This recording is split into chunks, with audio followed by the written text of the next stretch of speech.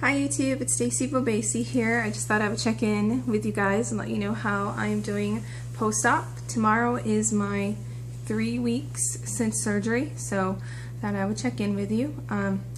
My stats for today are my current weight is 208, so I am down 41 pounds since the start of my weight loss journey, and I don't remember how many pounds I'm down from surgery. I think I went into surgery at 223, so whatever that difference is, 223 to 208. So yeah, 3 weeks on right now. I've hit a stall, which has been difficult. I have not lost any weight in the last week, so a little disappointed in that, but what can you do, right? I'm just trying to do the best I can. Eating's been alright. I've been transitioning off of protein shakes onto regular foods, and I eat a lot of, let's see, what do I eat a lot of? I eat a lot of boiled eggs, and I eat a lot of, as of late, fish, and I've discovered that milk and I are not friends. I cannot do milk that well, and my favorite drinks are regular ice water, decaf iced tea, and then decaf iced coffee, which has been a lifesaver for me. Like, I drink that all day long, or else I wouldn't have any liquid in. Some things I've noticed since surgery is I have a hard time with eating too quickly. I eat too fast a lot, which has been a struggle. My stomach hurts when I do that kind of stuff. I eat way too fast. This is Oliver, by the way. Say hi, Ollie. That's Ollie. That's my British kitty. We brought him to the US from Britain. A little crazy. But, as I was saying, I'm not able to drink milk at all anymore. I tried a couple sips the other day and it was excruciating, and my stomach's not been right since. I'm not able to eat much at all, but eating anything like straight milk or yogurts or things like that I'm having issues with. And yesterday my husband and I went out to Red Lobster, and I ordered the baked flounder fillet, and I had lobster mashed potatoes. And I probably shouldn't have ate the potatoes because, yeah, again, it's a learning experience, but the potatoes haven't managed too well as of late. I haven't been feeling so hot, so hi, Ollie. So, you know, it's trial and error. I guess everybody's stomach is different, so I just had tuna for the first time today, and so far so good. No pain, which is good. So, you know, things are going well, and I will be transitioning to chicken next week. I'm going to give it about 6 or 7 more days before I try chicken. I hear it's not the easiest thing to eat, so we'll see how it goes. Maybe I'll try like chicken soup or something and see how that goes. But yeah, so far so good. Hitting a stall, hoping to break it soon. So close to being in Wonderland that, you know, I think I'm quite anxious. And, oh, the other thing I want to talk to you about today was emotions. The emotions after having surgery are immense. Like, if any of you have been pregnant before, you know that first, like, 2 months or so when you're first brand new pregnant, when everything makes you cry. Like, commercials, and then you get angry, and then, you know, I haven't experienced insanely happy. I just go through the motions of like crying and anger.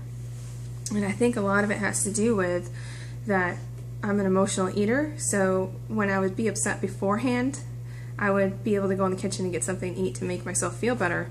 But now I can't eat anything, so I find myself frustrated most of the time. I find myself getting a little depressed. I do feel depressed that, you know, I can't eat what everybody else eats. We went to Red Lobster, like I said. My husband got fish and chips, and I wanted so bad to eat what he was having, and the biscuits came on the table, and I was just having my own little pity party.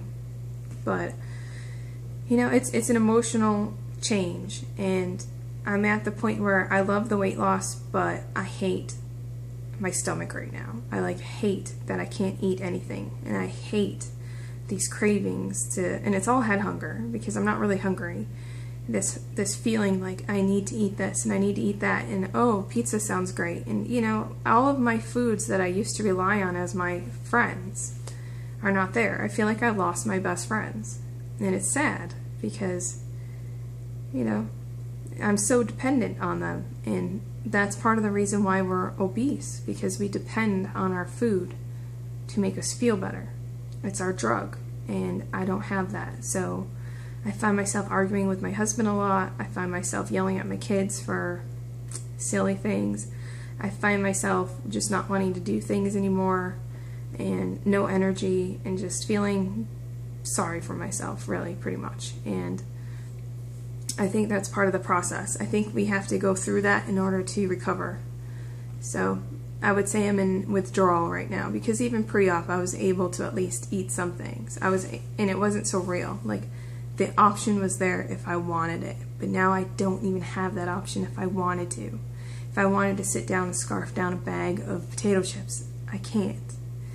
So, but that's the beauty of the sleeve, because I can't. And I think that's just something that they don't really talk about a lot in most circles of, you know, like those people going to Mexico for surgery, things like that.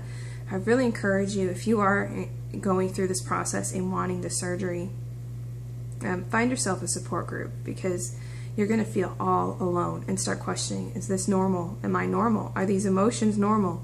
Why am I so sad? What's going on? You need an outlet. And screaming and yelling at your kids is not your outlet, and that's the hard part. Because I feel comfortable with my husband, and I know that I can tell him anything.